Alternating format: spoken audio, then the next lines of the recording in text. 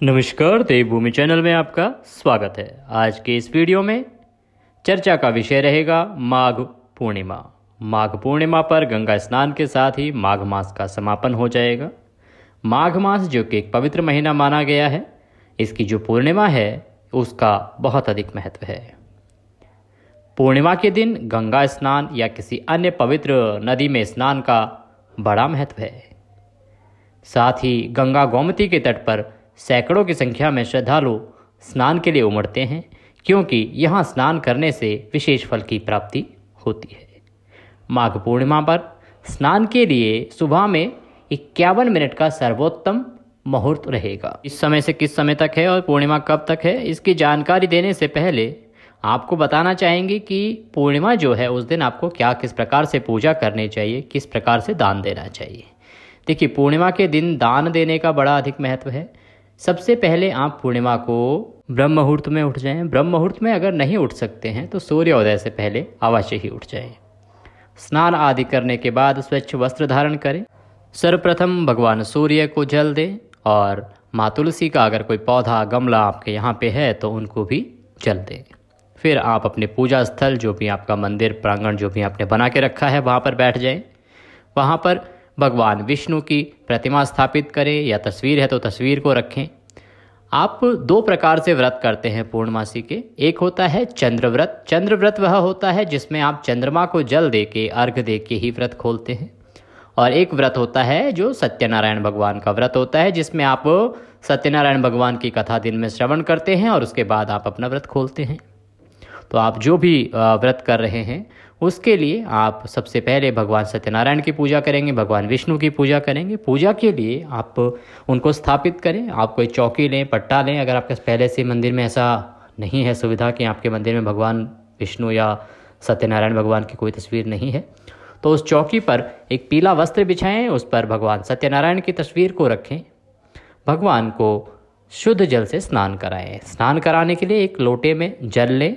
लोटा नहीं है घर पे तो आपको स्टील का ग्लास ले सकते हैं, उसमें आप जल लें। जल में थोड़ा सा गंगा जल मिला लें। फिर आप भगवान को सांकेतिक स्नान कराएंगे। स्नान कराने के लिए आप एक पुष्प लें या फिर 2 उंगलियों से भगवान को छींटे दें जल में डुबो के। फिर स्वच्छ वस्त्र से भगवान की तस्वीर को भगवान को पोंछें। फिर प्रभु को रौल कुमकुम आदि से तिलक लगाएं। तिलक लगा के भगवान को वस्त्र के रूप में मौली का एक टुकड़ा तोड़ के अर्पित करें।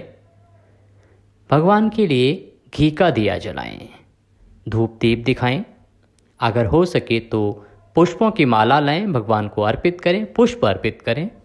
उसके बाद अपने व्रत का संकल्प करें। संकल्प करने के लिए अपने सीधे हाथ में थोड़ा सा जल लें, उसमें पुष्प रखें और 1 रुपये का सिक्का कम से कम रखें। उसके बाद संकल्प दोहराएं, ओम विष्णु विष्णु। अपना नाम, अपना गोत्र, आप जिस स्थान पर उस समय विराजमान है उस स्थान का मकान नंबर, उस क्षेत्र का नाम, जिस उद्देश्य की पूर्ति के लिए आप पूर्णमासी का व्रत कर रहे हैं वह उद्देश्य दोहराएं। हे प्रभु, आज के दिन मैं पूर्णमासी का व्रत करूंगी या करूंगा। आप इसको मैं सफलपूर्वक कर पाऊं, इतनी क्षमता प्रदान करें और इसे स्वीकार करें। उसके बाद वह संकल्प भगवान विष्णु के चरणों में अर्पित कर दें। फिर भगवान की कथा सुनेंगे। भगवान सत्यनारायण की कथा आपको इस दिन अवश्य सुननी चाहिए। अगर आपके पास कथा है तो आप स्वयं पढ़ सकते हैं। अगर नहीं है आपके पास तो आप हमारे चैनल पर भी प्रत्येक पूर्णमासी पर सत्यनारायण भगवान की कथा सुन सकते हैं। प्रत्येक पूर्णमासी पर हम कथा अपलोड करते हैं और आप उसे सुने। फिर भगवान सत्यनारायण की आरती करें। आरती के बाद भगवान को भोग लगाएंगे।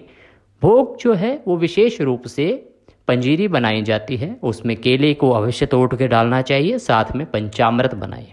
पंचामृत कैसे बनता है, थोड़ा सा दूध लीजिए, थोड़ा सा दही लीजिए, उसमें शहद मिलाइए, थोड़ा उसमें घी डालिए और थोड़ा सा बूरा डालिए। इस प्रकार से उसको मिला के पंचामृत बनाइए। आप उसके साथ भगवान को भोग लगाइए। वह पंजीरी जिसमें केले के टुकड़े अवश्य आपने काट के डाले हों, पंजीरी साथ में और पंचामृत से भगवान को भोग लगाएंगे। तुलसी दल अवश्य डालें, तुलसी का पत्ता उसमें अवश्य डालें। भगवान को भोग लगाने के बाद आपके जो भी बंधु बांधव हैं उन सभी को यह प्रसाद वितरित करें, सबको प्रसाद बांटें और फिर स्वयं प्रसाद ग्रहण करें। आप सत्यनारायण भगवान का व्रत अगर कर रहे हैं तो दिन में इसका भोजन कर सकते हैं। अगर आप चंद्र व्रत कर रहे हैं तो आपको भोजन रात्रि को चंद्रमा को अर्घ दे के ही करना है, इसका विशेष ध्यान रखें। अब बात आती है कि पूर्णमासी है कब, क्योंकि इस बार चंद्र व्रत और सत्यनारायण व्रत के लिए पूर्णिमा अलग अलग दिन है। देखिए, माघ पूर्णिमा की शुरुआत हो रही है 23 फरवरी को 3:34 पर शाम को, और माघ पूर्णिमा रहेगी 24 फरवरी को शाम को 5:59 तक। इस प्रकार से उदया तिथि मान के अनुसार पूर्णिमा का स्नान, दान और अनुष्ठान 24 फरवरी को होगा। पूर्णिमा तिथि पर मघा नक्षत्र 23 फरवरी को शाम 7:26 से और 24 फरवरी को रात्रि 10:21 तक रहेगा। मघा नक्षत्र युक्त जो पूर्णिमा है उस पर स्नान, दान आदि का विशेष महत्व है। इससे विशेष पुण्य की प्राप्ति होती है। स्नान और दान के लिए सुबह 5:11 से 6:02 तक का जो मुहूर्त है वो सर्वोत्तम है। तो आप इन मुहूर्तों में आप पूजा करें, सत्यनारायण भगवान का व्रत करें। अब जो लोग चंद्र उदय के अनुसार, चंद्र दर्शन के अनुसार व्रत करते हैं उनके लिए विशेष सूचना। देखिए, 23 फरवरी को ही आपको चंद्र पूर्णिमा व्रत रखना होगा, क्योंकि 24 फरवरी को जो चंद्रमा है वो प्रतिपदा में उदित हो रहा है। पूर्णिमा पहले ही समाप्त हो रही है, क्योंकि इस दिन चंद्रोदय होगा 6:12 पर 23 फरवरी को। आपको व्रत रखना है 23 फरवरी को ही, क्योंकि 24 फरवरी को जब चंद्रमा उदय होगा तब तक पूर्णिमा समाप्त हो चुकी होगी। इसीलिए उस दिन चंद्र व्रत नहीं रखा जा सकता। तो जो भी श्रद्धालुजन पूर्णमासी का चंद्रमा को अर्घ दे के व्रत पूर्ण करते हैं वो व्रत रखेंगे 23 फरवरी को, और चंद्रोदय का समय रहेगा शाम को 6:12 पर। आप चंद्रमा को अर्घ दीजिए। अर्घ देने के बाद आप विधि पूर्ण अपना व्रत पूर्ण कीजिए। आशा करते हैं हमारे द्वारा दी गई जानकारी आपको अच्छी लगी होगी। वीडियो अच्छा लगा हो तो उसे लाइक अवश्य करें। कमेंट बॉक्स में जय श्री हरि लिखना ना भूलें। आज के इस वीडियो में अभी के लिए इतना ही। अगले वीडियो में फिर होगी आपसे मुलाकात। तब तक के लिए जय श्री हरि।